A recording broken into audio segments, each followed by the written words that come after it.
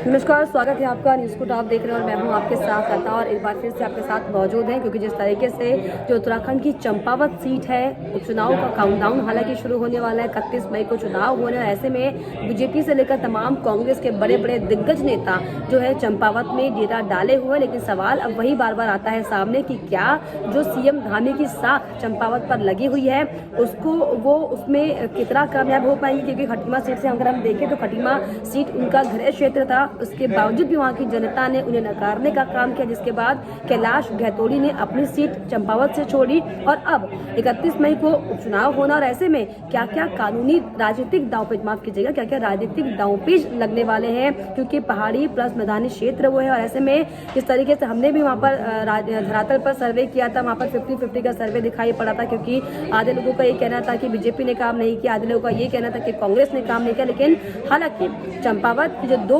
विधानसभा seat है चंपावत और एक लोहाघाट माफ कीजिएगा, चंपावत में बीजेपी के कैलाश गहतोड़ी ने बाजी मारी तो लोहाघाट में हालांकि खुशहाल अधिकारी जीते। लेकिन अब उपचुनाव में कौन सी पार्टी की जीत होगी इसी को लेकर हम थोड़ी छोटी सी चर्चा करने की कोशिश करेंगे और ये जानने की कोशिश करेंगे कि क्या माहौल उपचुनाव में दिखाई पड़ रहा है। जो कांग्रेस ने महिला चेहरे पर विश्वास जताया है, कितना फायदा कांग्रेस को वहां पर होने वाला। तो हमारे साथ हमारी सहयोगी एंकर अंजलि हमारे साथ मौजूद है, इनसे हम सीधे बातचीत करते हैं, थोड़ा सा चिट-चैट करते हैं। तो अंजलि, जिस तरीके से चंपावत में हालांकि इसके पहले अगर हम बात करें जो 22 में चुनाव हुए कैलाश गहतोड़ी ने बाजी मारी, अब उन्होंने सीएम के लिए अपनी सीट को छोड़ दिया।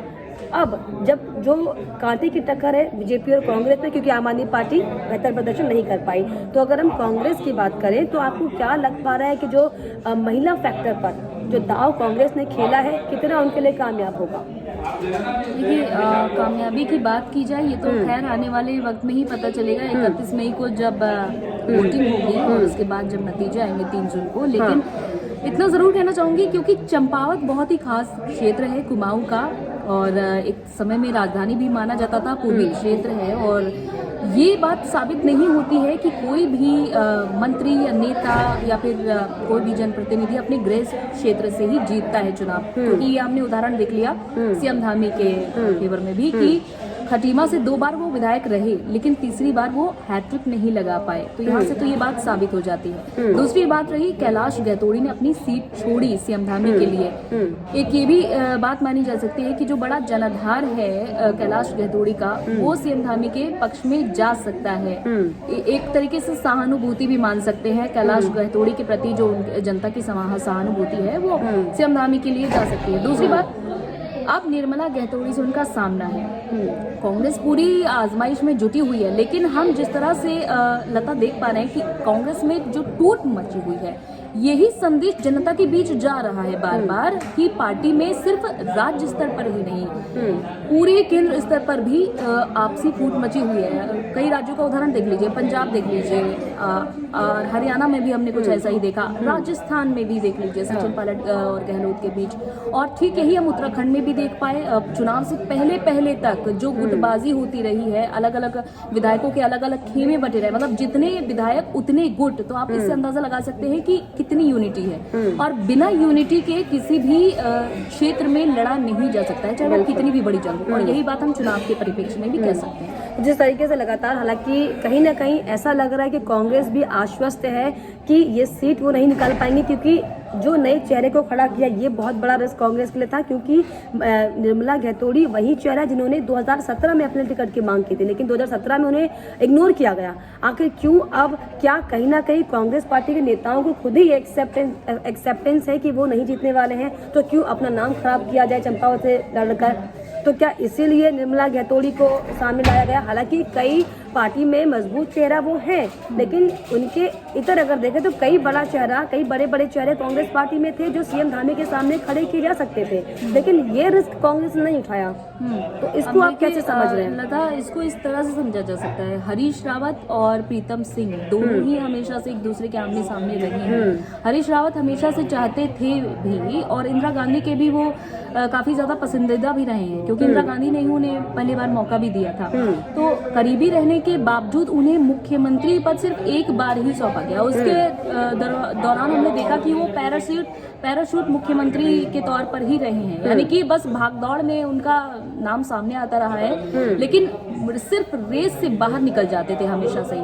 इस बार भी कुछ ऐसा ही हुआ, वो अपनी सीट छोड़कर लाल कुआं गए। और अब हरीश रावत फिर से ये जिम्मेदारी संभाले हुए हैं कांग्रेस के एक वरिष्ठ नेता के तौर पर, तो ये कह पाना थोड़ा मुश्किल होगा कि कांग्रेस आखिर भरोसा किस पर जता पा रही है। अभी तक के इतिहास में देखें तो कांग्रेस किसी एक बड़े दिग्गज पर भरोसा उस तरह से नहीं जताती है कि हम उन्हें कोई बड़ा पद सौंपे। तो इसीलिए ही कहा जाता है कि कांग्रेस नेतृत्व विहीन हो रही है कहीं ना कहीं, और इसका असर जो है हर एक राज्य में हो रहा है। उत्तराखंड में भी यही असर दिखा जा रहा है। अब देखिए, हरीश रावत चंपावत उपचुनाव के लिए भी पूरी तरीके से जिम्मेदारी संभाले हुए हैं, वहां पर चुनाव प्रचार प्रसार कर रहे हैं। तो शायद हो सकता है कि उनके जो समर्थक हैं वो निर्मला गहतोड़ी के भी समर्थन में आ जाएं। एक महिला प्रत्याशी भी हैं और महिलाओं की गरिमा का हमेशा से ख्याल रखना जरूरी भी होता है, ये हम सभी मानते हैं। तो इसे इस तरह से देख सकते हैं कि कांग्रेस ने निर्मला गहतोड़ी को चुनाव में उतारा है, लेकिन दूसरी तरफ ब्राह्मण भी हैं निर्मला गहतोड़ी, तो इसका भी फायदा कहीं ना कहीं हो सकता है। लेकिन अब वो धामी को कड़ी टक्कर दे पाएंगी या नहीं दे पाएंगी, ये कह पाना थोड़ा सा मुश्किल हो रहा है, क्योंकि सबसे बड़ी वजह है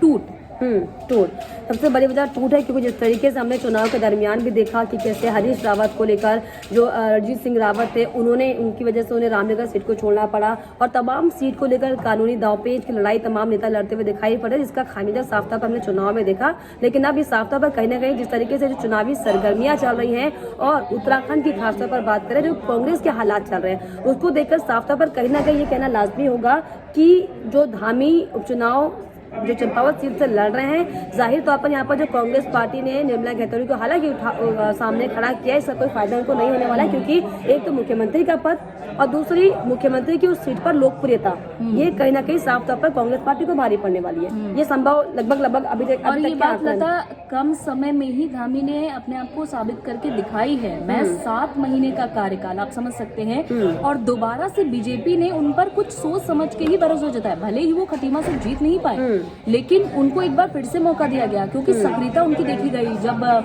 बारिश के चलते कई इलाके बाढ़ग्रस्त हो रहे थे, वहां पर भी लगातार वो उन लोगों के बीच जाकर दौरा करते रहे। तो एक ये भी बड़ी वजह मानी जा सकती है कि सीएम धामी से पहले तीरथ सिंह रावत को भी मौका दिया गया, लेकिन उन्होंने तरह तरह की बयानबाजियां करी, महिलाओं को लेकर टिप्पणी की, उनके कपड़ों को लेकर टिप्पणी की। हालांकि इससे पहले त्रिवेंद्र सिंह रावत ने लंबे समय तक कार्यकाल संभाला जरूर, लेकिन वो कहीं ना कहीं सुस्त से दिखाई पड़े, और इसी वजह से ये समझा जा सकता है कि सीएम धामी को मौका दिया गया, क्योंकि काफी ज्यादा सक्रिय दिखाई दी। और इसे इस तरह से जोड़कर भी दे सकते हैं, जब किसी एक युवा को बड़ा मौका दिया जाता है, बड़ी जिम्मेदारी सौंपी जाती है, तो अपने क्षेत्र में एक ललक के साथ काम करता है। यही बात हम धामी के परिप्रेक्ष्य में भी देख सकते हैं। तो मतलब कहीं ना कहीं जो सीएम धामी की सक्रियता है, उसका फायदा यहाँ पर साफ तौर पर उन्हें मिलने वाला है। चलिए, फिलहाल ये छोटी सी चर्चा थी आप लोगों के साथ, लेकिन आप लोगों का दिल इस पर क्या कहता है कि जो उपचुनाव चंपावत सीट पर होने वाला है 31 मई को, उसमें कौन सी पार्टी छोड़िए सीएम धामी और जो निर्मला गहतोड़ी के बीच में जो जंग है, उसमें कौन जीत रहा, आपके हिसाब से हमें कमेंट बॉक्स में जरूर बताइएगा।